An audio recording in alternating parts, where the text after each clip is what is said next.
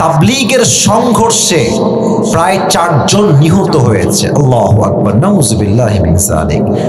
আজ মুসলমানদের অবস্থা কোথায়? মুসলমান শত্রুকে বানিয়েছে বন্ধু, বন্ধুকে বানিয়েছে শত্রু। যুবক ভাইরা ঠিক কিনা বলো?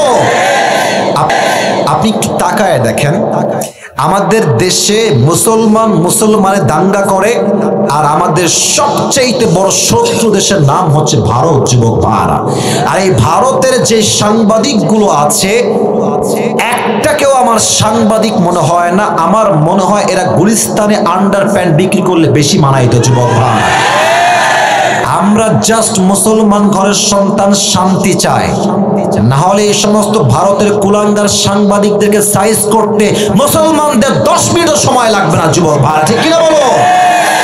আপনারা মুসলমানরা মারামারি করেন, আর ভারতের মিডিয়া আমাদের বিরুদ্ধে অপপ্রচার করে। তারা সুযোগ পেয়ে যায়।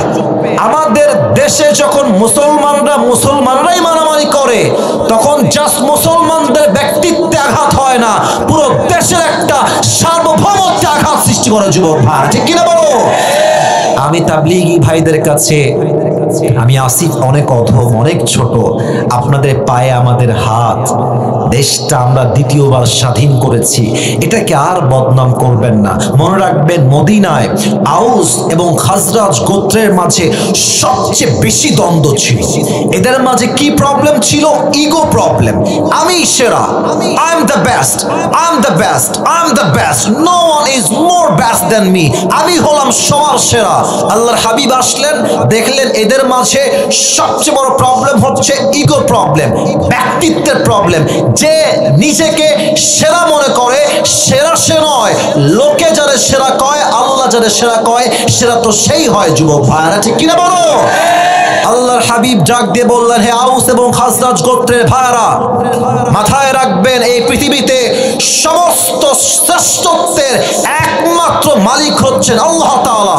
যেহেতু তোমরা রবের সামনে মাথাকে নত করেছো, এটাই স্পষ্ট প্রমাণ তোমরা শ্রেষ্ঠ নও। প্রথম শ্রেষ্ঠত্বের মালিক হচ্ছেন এক রব, তিনি কে?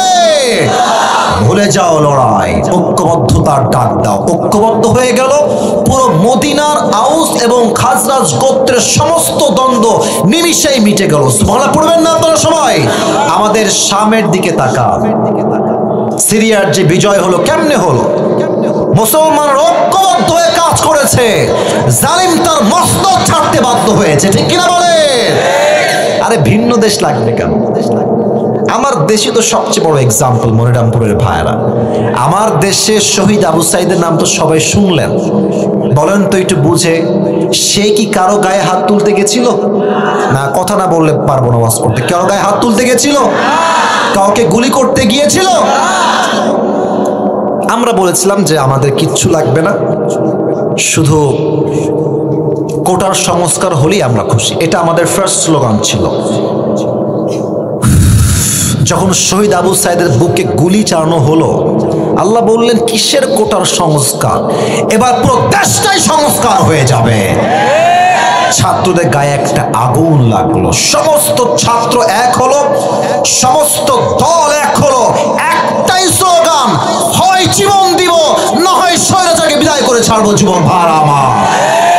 আমি তাবলীগী ভাইদেরকে বলবো, আমরা কেউ শত্রু নই, ঐক্যবদ্ধ হয়ে যান। সাদপন্থী বুঝি না, জুবায়েরপন্থী বুঝি না, আলেমপন্থী বুঝি না, আমরা একমাত্র ইসলামপন্থী বুঝি, আর কিচ্ছু আমরা বুঝি না। ঠিক কিনা বলে? আল্লাহ এই তাবলীগ গ্রুপের মারামারি সব বন্ধ করে দিক, পুরো দেশটাকে আল্লাহ তাআলা শান্তিপূর্ণ দেশ করে দিক। আমরা সকলেই দিল খুলে পড়ছি আমিন।